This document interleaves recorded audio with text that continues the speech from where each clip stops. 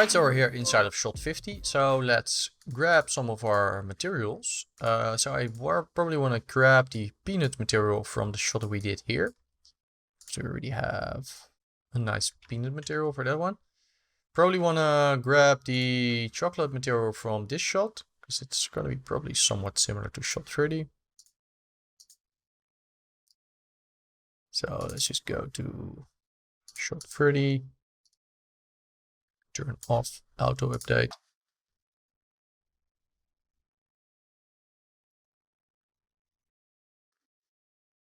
Alright, let's take the chocolate. Let's also grab cookie. We're probably going to change the cookie material a little bit, but and let's grab the caramel from here as well.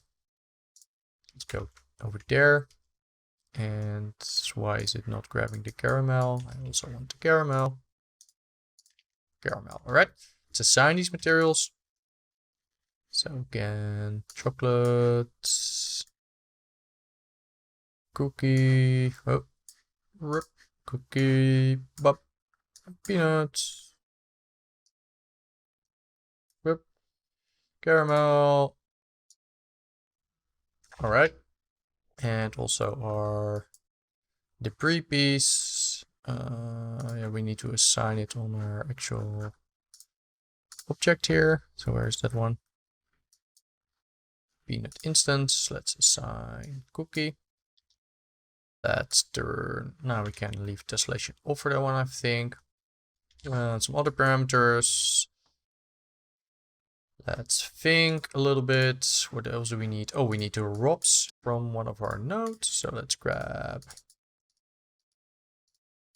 our ROPs over here.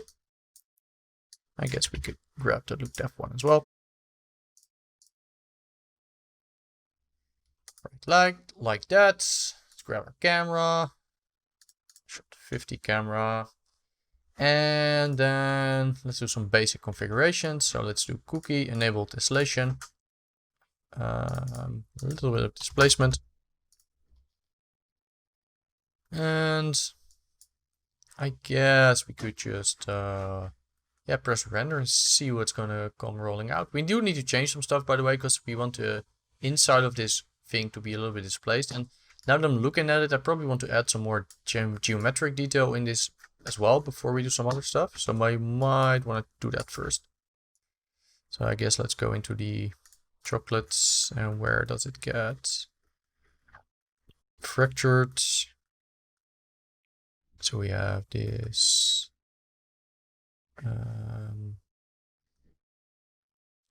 let me just see what we're doing here. All right, so we have this grid and we're doing this mountain thing. Maybe we want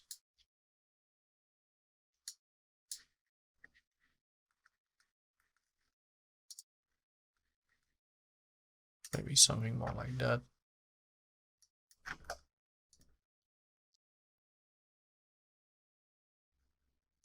All right. Probably wanna.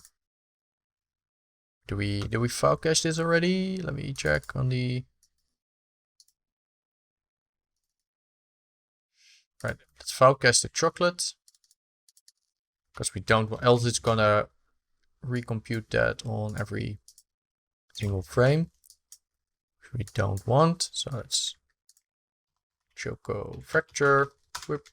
Save to disk, load from disk. All right, let's look to our camera and let's grab our IPR. All right, let's see what this does. Oh, we probably need to grab our lights as well. Let's grab some lights from some shot. Shot 30. It should look good. Let's do shot 30. All right, let's grab all of this scrap. And there we go. Let's just add these lights. Let's enable our background. All right, now let's have a look. Why does it keeps asking me for that stuff? It's just a little bit annoying. All right, let's double check that Rec 709 is working, which apparently it wasn't. Again, that's the issue thing. So there's something weird going on with the cookie there. And also, let's see. So not rendering the cookie. So let me just have a look. Why it's not doing anything with the cookie? You can see for some reason it's deleting the wrong piece. So let's just have a look. That's because we changed the fracture plane. So we need to let's have a look. Oh, that's the one. So cookie parts. Cookie, right. Yeah, okay, that was because of the. So that's one reason why you might want to do that procedurally. So let's think, maybe should we just do this procedurally? Let's just do that procedurally so we don't run into that issue if we change the cutting plane later. All right, so probably what we want to do here is let's first put down a connectivity over here. So before the impact thing, let's now put down a measure. And what do we want to measure? We want to measure the volume. So what's the volume of everything? And then let's say per piece. And then the piece is going to be the class. And then let's put class to primitive here. So it's going to measure it per connected piece. And again, like these big pieces are connected, right? Right, so then we're going to have a volume thing here. You can see the biggest one is 0.48 and the one below that's 0.43. And after that, they get super small or negative, right? So if we then put a attribute wrangle, put it to primitives and say that if at volume, let's say it's below 0.3 or something, because of course, if we're going to move our cutting plane too much to the right, then the volume is also going to be much smaller. But let's say 0.3, just as a sort of threshold. We're going to say remove point 0 pt num. All right. Oh, what we want to do probably before that, by the way, is we measured it here. Let's put down an ensemble, create packed, and let's transfer volume to the packed thing. So it's going to pack them. And then over here, we're going to do the remove thing. And you can see now we're left with 2 points, which are our 2 sides that we wanted. So let's remove that stuff that we had here. And now we have a procedural cookie setup, sort of. So even if we were to change the shadowing or something else, then this should still all work. Yeah, so let's, I guess, continue with the rest of the stuff. All right, so we do need to change the cookie thing here, but this should be probably the last time that we need to do that. 0, right. All right, so we're back. And yeah, now let's fire up our RPR. So let's go to here, render view, IPR. Loading the objects, right?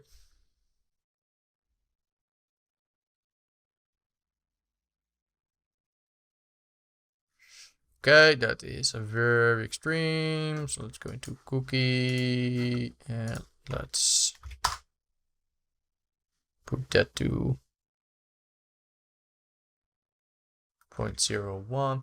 Right, let's go into our look dev thing first and let's just check it out per object. So let's go into cookie and let's just check our cookie. Oh, we need to change our camera there as well. So let's grab our proper camera.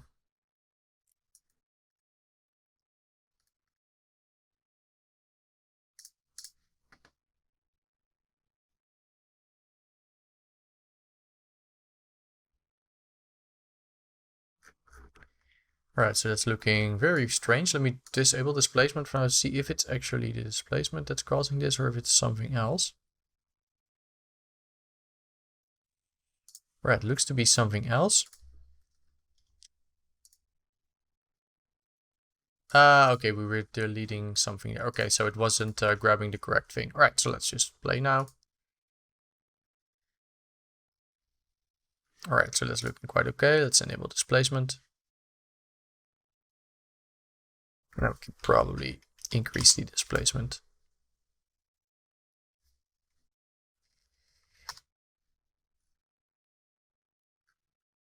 And probably for the cookie material here, maybe we could really really shrink down the displacement noise. Let's crank this up, by the way, to just see what it looks like with the... Right. It's a little bit easier to see what we're doing. Let's plug our noise here into the surface. Just real quick to see what this looks like. Yeah, okay, so that looks like a correct scale. Let's check some AOVs. Let's go in here and get our AOVs from this thing. So let's check our subsurface. Actually, I think already our cookie looks pretty decent.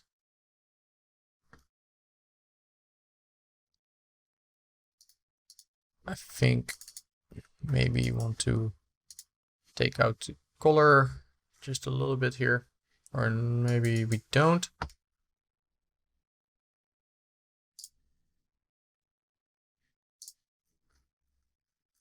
You know, I think actually our cookie already looks pretty decent if I'm honest. My original shot I had to do a lot more extra work, but of course right now I'm doing it for second time, so I already kind of know what I had to take into account. I do probably want some more displacement.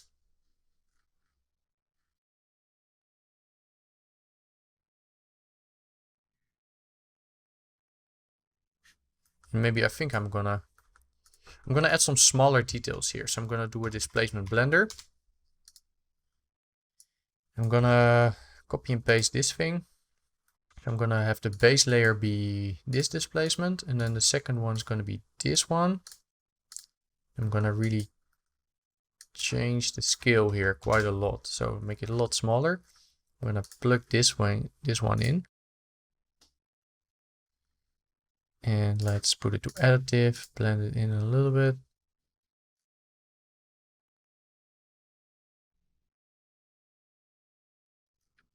Right, so now we get some nice smaller details.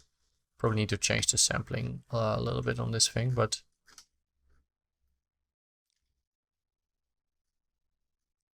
I'm pretty happy the way that looks, to be honest. Looks pretty cool.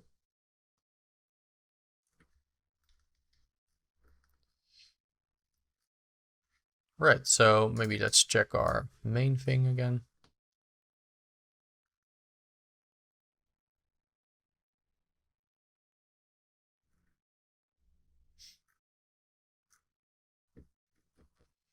Right, so this chocolate obviously doesn't look that great. And for some reason our peanuts aren't showing up. So let's go into, oh wait, let me go to beauty, by the way. Yeah, so let's check into our peanuts here, why they are not showing up.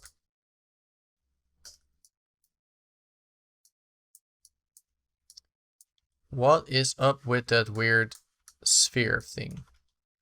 Right, so let's just have a look on the left here.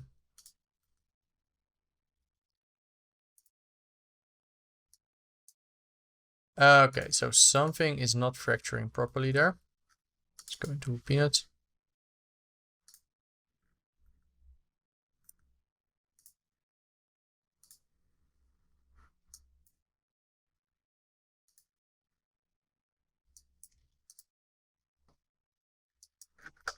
Okay, it was not grabbing the, so let's reference our correct node there instead of the object node.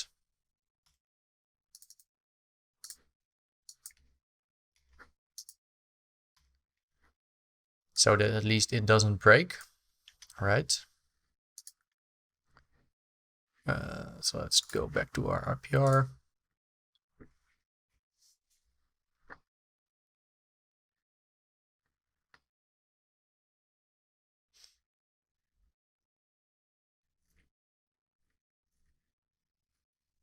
Right, so I guess let's change our lights a little bit because I'm not completely happy with the way that looks. Let's just put this to IPR. Let's go through, look through camera. Let's look through the key light. So the key light is not on the right spot here. Oh, we want to make sure that we get the correct camera. Now let's lock our camera once it starts rendering. Right. So let's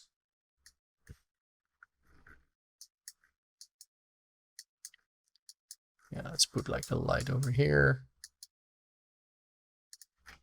And let's grab our fill. Let's put it a little bit over here. Fill, let's make it a lot lower. And then let's do the rim light, should be in the back here. Oh, we're moving the wrong light, sorry. Let's back the rim, grab the rim light. Should be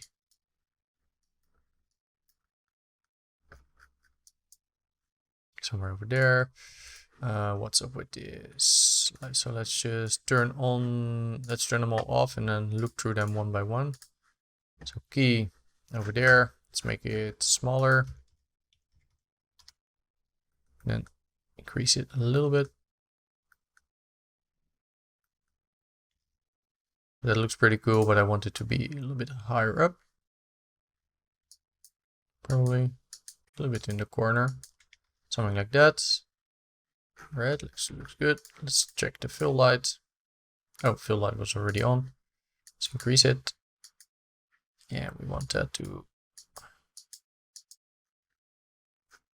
Oh, keep moving my wrong light. Right. Yep. Let's go to the fill light, right? And we want that to slightly fill in this spot over there, but not by as much as we have here. I guess something like that. So let's also turn on our key now.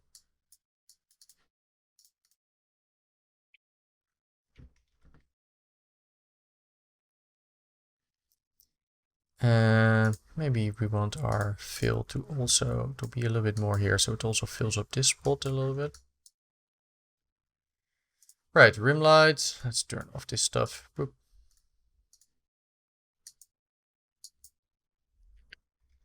So the rim light creates this nice little rim around the whole thing.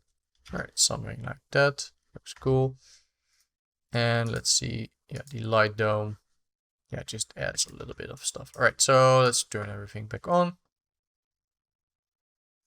Good enough. Let's work on the materials. All right, so apparently an in-between video here got corrupted for some reason, or I didn't stop record, and then I'm not sure, but it wasn't there. So I'm just gonna re-record this little part where we did some of the chocolate material. So yeah, well, mainly what I did is change some of the, so I just have the chocolate material here, change some of the Fresnel, if I'm correct. Let me just put it to, so I probably want to put the Fresnel in the reflection color, by the way, not in the weight. So let's just do something like this.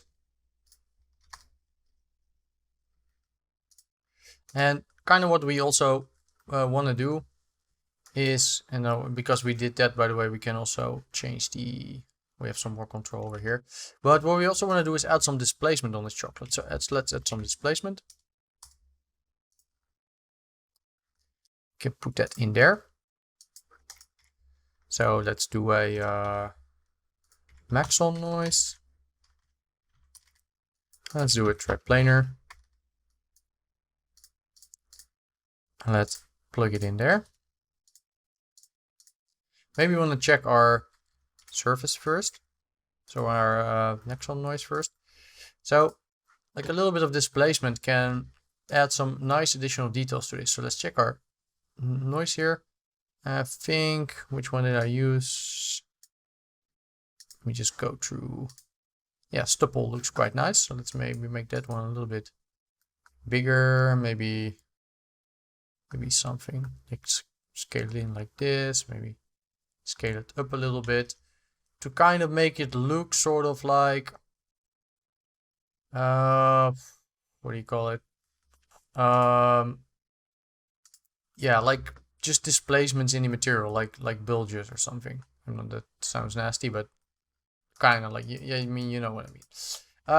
So yeah, if I just plug that in, so let's plug triplanar into displacement here, and then plug that not into surface but into displacement, else we get this weird thing, which actually looks kind of cool. And let's put our material in there. Let's press render. Make sure that we have displacement enabled, and you can see now this is gonna get way too extreme. And why can't I go to the thing? So see, we can just add some little bit of detail. This is probably, maybe we want to stretch it out instead. I mean, we only want it to be like a little bit. Maybe let's see what it looks like with it. No, okay, we do want to do auto web mapping. Right, let's maybe change the roughness on this a little bit. Because we do have this roughness here, but we want to make it a little bit rougher. And I change this a little bit, and I think maybe this overall scale could be bigger. On this displacement, and maybe also on this specular stuff. Right, let's have a look.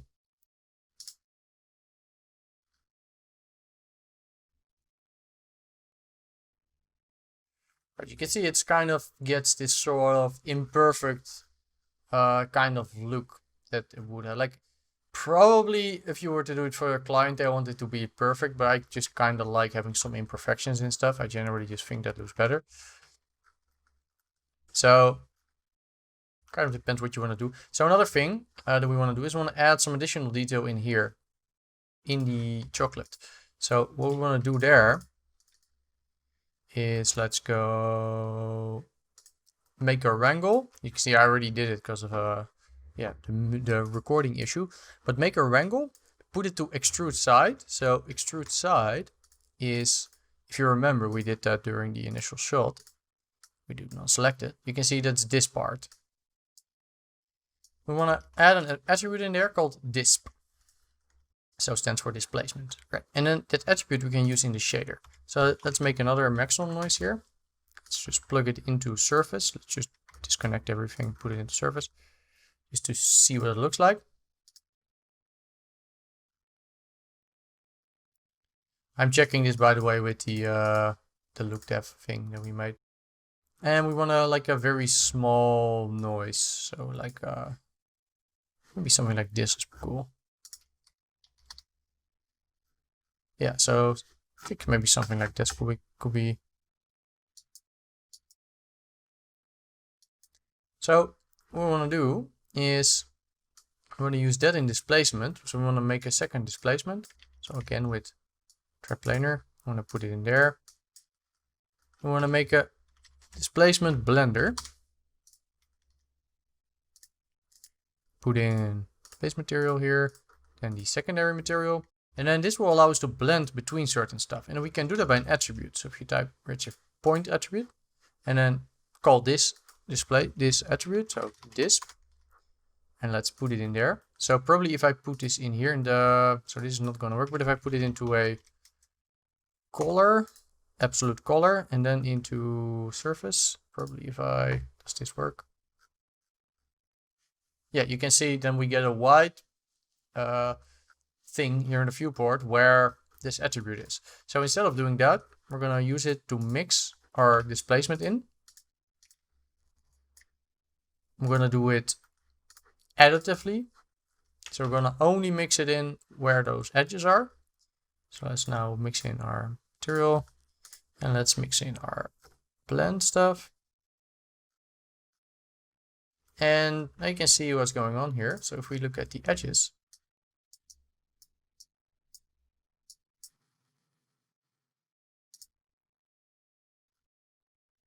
you see we get this nice sort of edge detail where it sort of looks like it was broken off.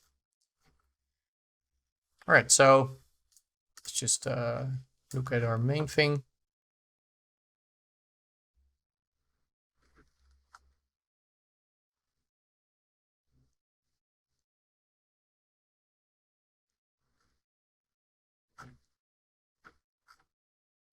Right. So that looks pretty good. What I had in the rest of my recording is I had actually removed that. I had put in my original chocolate material. So let me just compare what it looks like. I think this already looks pretty good actually. So let me just put it in.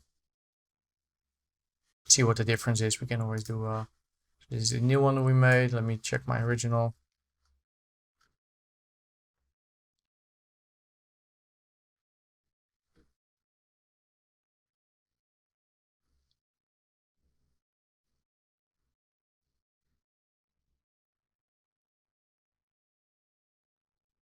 But I think new one looks better for this one.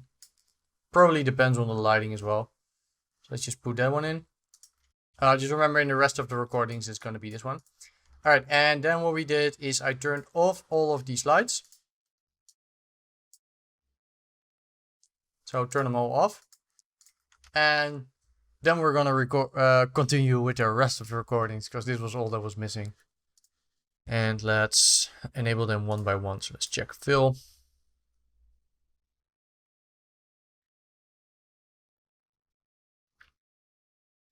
Okay.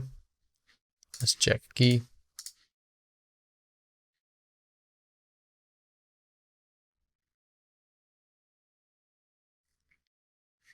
Okay, let's add the fill in here. I want, like, it's a little bit too soft with the fill. I don't like that. Let's really turn it down maybe.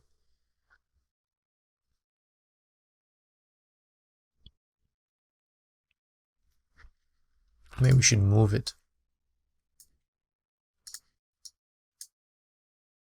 to be like maybe a little bit over here, like maybe very small.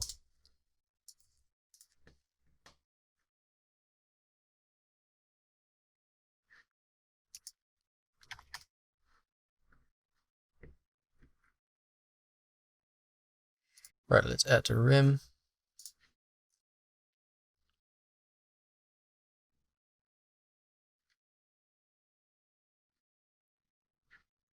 It's a little bit too harsh over there. Don't want to spend too much time working on this on recording, but okay, I'm just gonna play around a little bit more and then I'll be right back. I mean, for now, for the tutorial, this should be fine. Still not completely happy with it, but I don't want to keep messing around with this forever. Yeah, you can see my material there is a little bit different. Let me just maybe grab my material from my original. Okay, so I just grabbed my material from my original, and the lighting here is of course a little bit different, but let me just walk you through that one. So it's fairly similar. So yeah, a little bit of subsurface, a little bit of base color. I did also have some subsurface here. I had some stuff in the roughness here, so some noise. Did some stuff with the noise there. So overall, that looks a little bit better, in my opinion. So I'll just leave that material in here as well. But basic idea is somewhat the same.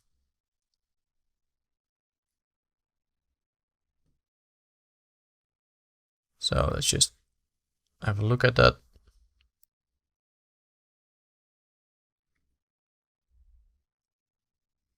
And again, we can also change some colors later in compositing. So yeah, if you just go through your passes, just make sure to double check your passes so that everything just looks good. So that you don't have too much noise anywhere. So looks pretty decent. So let's turn off our background. And then you can render that out. Probably want to tone down the rim light a little bit, by the way. So this scene has a second render as well, which is the sort of sparkly stuff that comes out of it. So that's going to be So let's copy and paste that one. So I call the main thing, let's call that beauty. And then the second one, let's call it crack or something. So the crack stuff, crack, that's gonna be for the debris. So maybe let's call it debris. That makes more sense. Let's put it to our debris. Let's put that in there. Let's just double check our crack. So those are the debris pieces. A couple of things that we want to do there. Let's just make sure that we have motion blur. Let's check if we actually have velocity.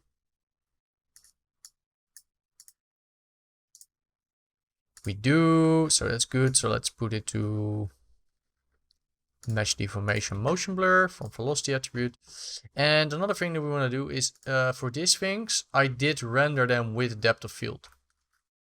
Because what I generally find is if you have very small pieces of debris or whatever, or like particles, I never really get good looking depth of field in post.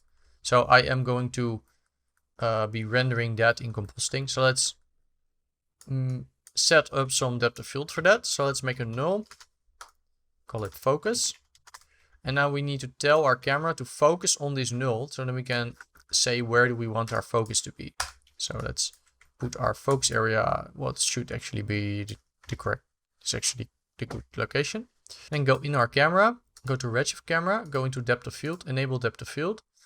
I'm gonna turn off Houdini focus stop, and then focus distance. Let's type a little expression here. Maybe with Alt E, so we get so Alt E on your keyboard and you get this pop-up. Let's type V length, VT origin. So from the origin, it's going to be this thing. And then where do we want to point it? To our focus. And then let's close. And it's erroring. So why is this erroring? I think, oh, we need to also say, what should it grab? I think, no. V length, oh, we need to close another bracket, I think, probably. Yeah, all right. So not working. One dot. Okay, I needed one dot, sorry. So we're looking inside of this, and we're calculating the vector length from this thing to where the focus is. So that's going to be our focus distance. And let's press render. All right. So you can see it looks pretty good.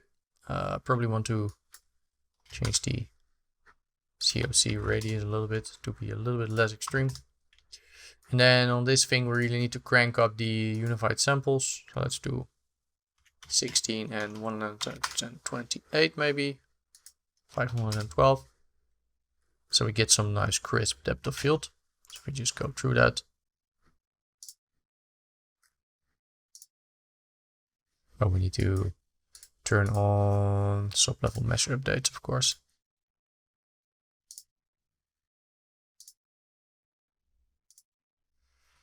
Yeah, so that will be the stuff, and that's going to be composited on top of our other stuff. So yeah, on our outputs, I think that should all look looking pretty good. So we need to set our regions. So I think it was until 240, right? So this one should go until the debris disappears. So that's going to be like 140. And the main one is going to be frame 240 because it was also rotating.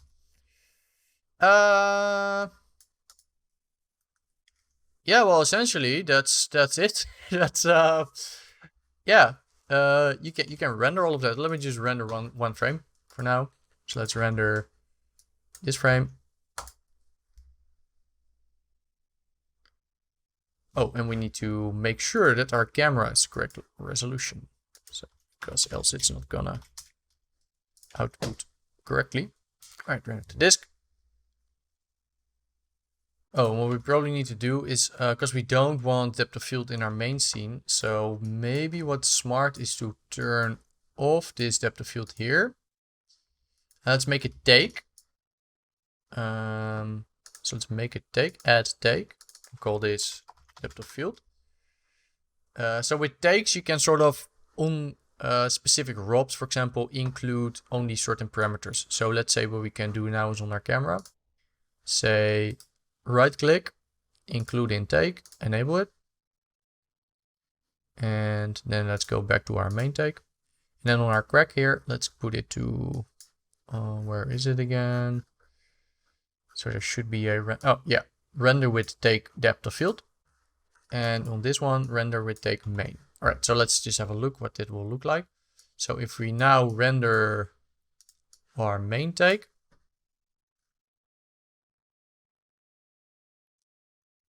we should not have any depth of field.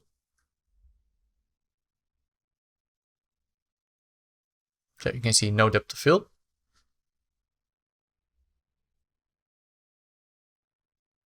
And if we render our crack, you can see we do have depth of field. Right, so that's looking good. So then we just render a single frame for this.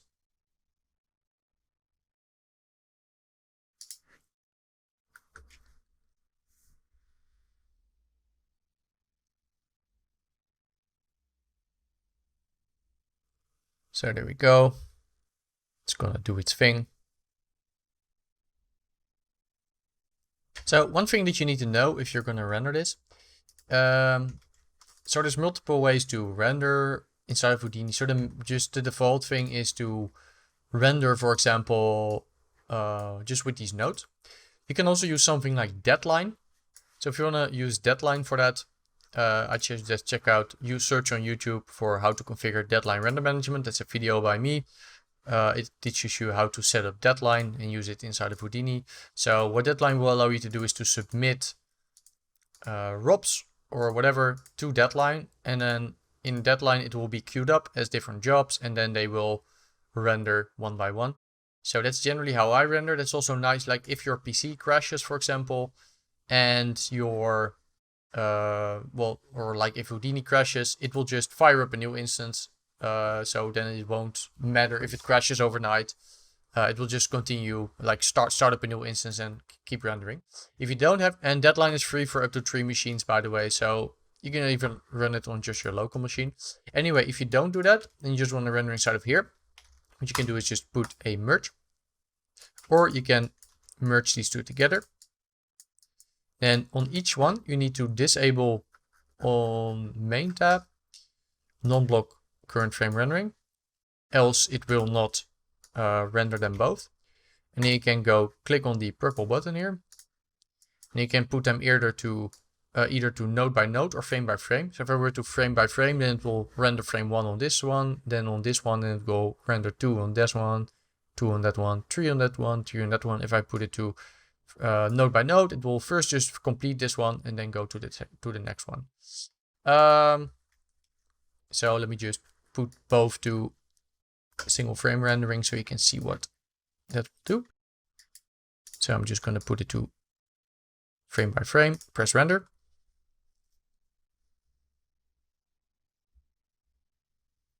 So it's gonna render frame 103.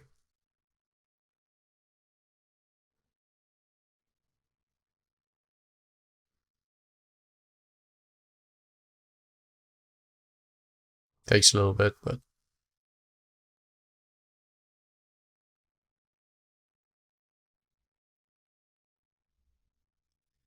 and then when it's done, and you need to enable that non-block current frame, else this won't work.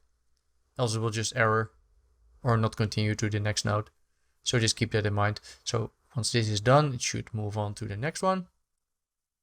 Okay, so we have everything rendered. So if we go into our render folder, you can see in 10, here we have, let's just go through them all. So here, looking good. This is our shot 10.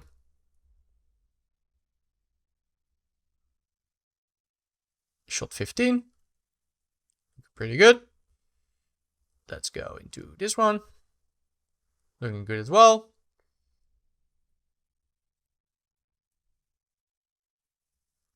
This one, of course, the colors here look a little bit weird because this doesn't have open color IO applied.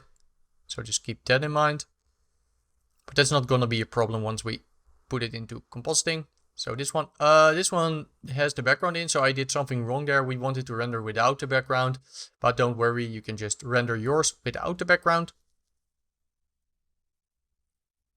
And here is our 50. So 50, and you can see with this displacement we get these nice sort of imperfections here from the material, which can be quite nice. So that's something, yeah, that just adds a lot. And debris, probably we won't see. Yeah, there's something that I almost forgot, actually, because I already continued with that. But there's one more thing we need to solve here, and that is, if we look through our camera, we have this thing where it's sort of split up, right? And if we go to our render view, let me just show it in the render. We'll probably see that in the render as well. So let's just wait for this to start.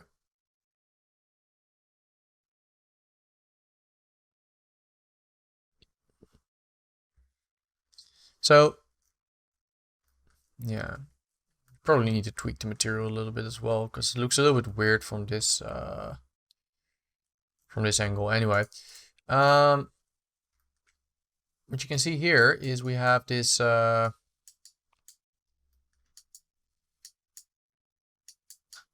this cut, and probably don't want that. I mean, it's not super visible, but it's definitely there. And of course, the client doesn't want something to go through its logo, because the logo is the most important thing. I mean, we already discussed that. So yeah, let's just solve that. So let's go to our. So let's see where did it start breaking open again. So that's frame 91. So I guess what we could do is we could go into chocolate here. And let's make a switch. Let's make a null. Let's just change these inputs. And let's say $F after frame 90. Or after frame. Yeah, so after frame 90, I think, should be. So before frame 90, there won't be any chocolate bar there. So you can see that we'll only have it break open there. And probably what we want to do is we want to. Oh, and we'll probably, maybe instead of doing this, maybe we want to just keyframe it, because we need to change it back later as well. So maybe we just, what we want to say is, over here it's still 0. And then here it's 1. And then let's have a look in the viewport when this thing is closed again. So that's 140. So let's say that we're gonna put it back to 0 here. So now chocolate here has disappeared. But of course we do want a chocolate bar there. So let's just have one. Let's call this, I guess, out full.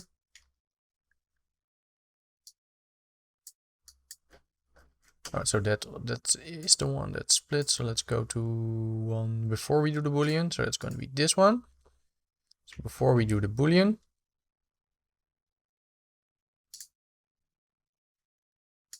So let's grab that. Let's make another geometry node. Call it, I guess, RNDR bar full.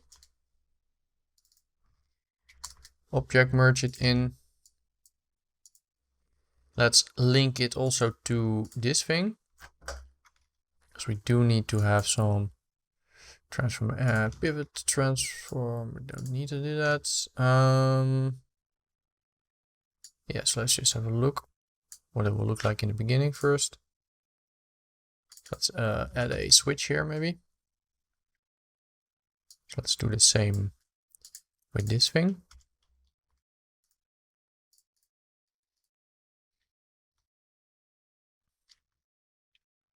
So let's first have it 1.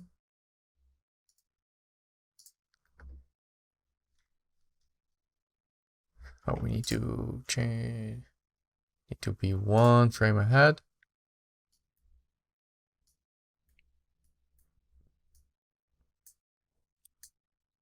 There we go.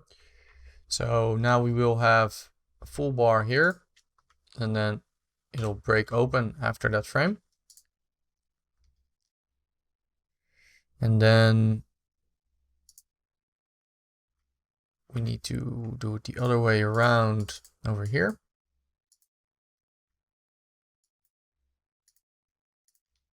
We need to turn off into this object because else it won't do the rotations.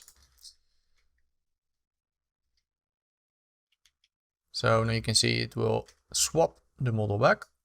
Now let's also add the chocolate here.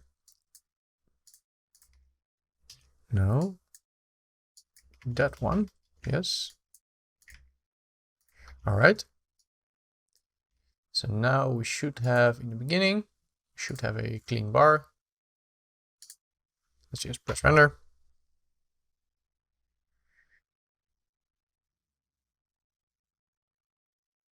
All right, so now you can see there's no issue anymore.